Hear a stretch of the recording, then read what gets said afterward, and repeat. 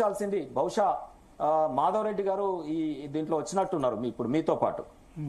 So ఇప్పుడు Zoom లో ఉన్నారా మాధవ్ రెడ్డి? ఉన్నారు.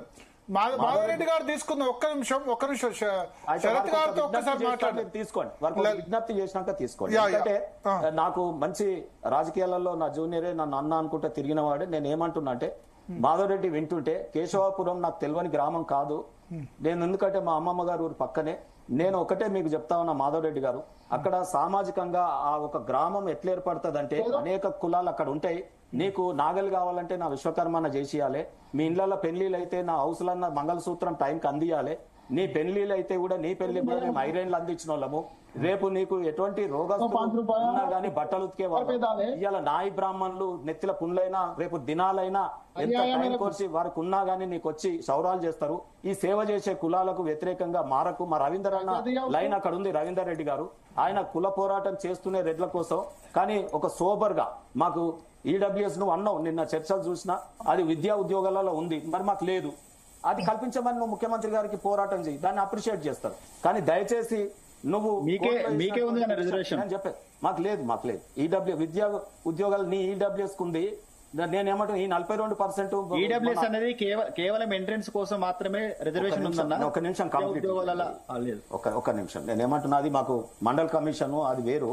నేనేమంటున్నా అంటే ఇప్పుడు ఈ రేవంత్ రెడ్డి గారు తెచ్చిన బిల్లులో విద్యా ఎంప్లాయ్మెంట్ బిల్లు తెచ్చినాడు, దాన్ని మాత్రం ఉరుకులాడతలేడు, దాన్ని అమలు పరుస్తలేడు.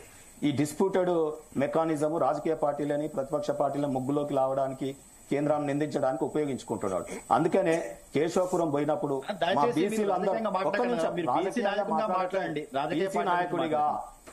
నాయకుడిగా మాట్లాడుతా ఉన్నాను, ఎంబీసీలకు చెందిన నాయకుడిగా మాట్లాడుతా ఉన్నాను.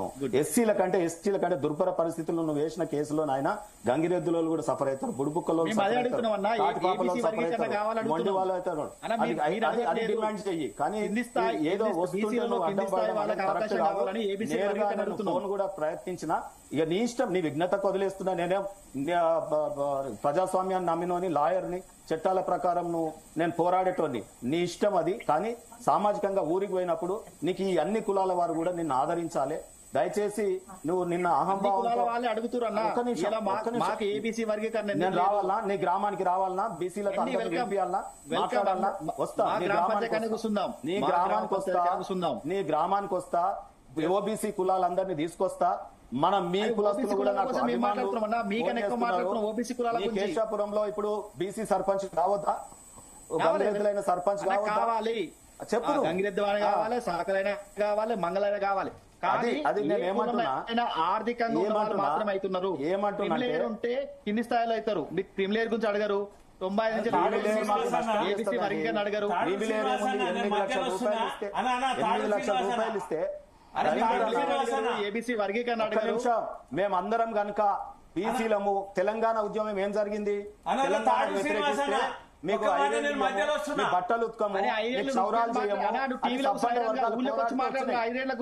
పోరాడుతూ వచ్చినాయి. ఆ రకంగా పోరాటం కాంగ్రెస్ పార్టీ విభజించాలి కులాల నాయకులు మాట్లాడతావు. మాధవ్ రెడ్డి ఒక్క నిమిషం, నేనేమంటున్నా, కాంగ్రెస్ పార్టీ ఏర్పాటువాదం వాళ్ళ సౌత్ ఇండియన్ మన కులాల మధ్యన కొట్లాటలు పెడతారు. కాకపోతే దీని సంయమనంతో చర్చల ద్వారా మనం పార్టిసిపేట్ చేస్తా. ఇవాళ రెడ్లకు కార్పొరేషన్ అడుగుతున్నారు, ఇంకేముంది? ఈడబ్ల్యూఎస్ లో మీకు రిజర్వేషన్ వచ్చింది, విద్యా ఉద్యోగాలు ఫలాలు పొందుతారు. తాడు శ్రీనివాసరావు మీరు చెప్పాల్సింది చెప్పారు కదా, నేను చెప్తా మీకు సమాధానం. చెప్పండి. మా సేవ అక్కడ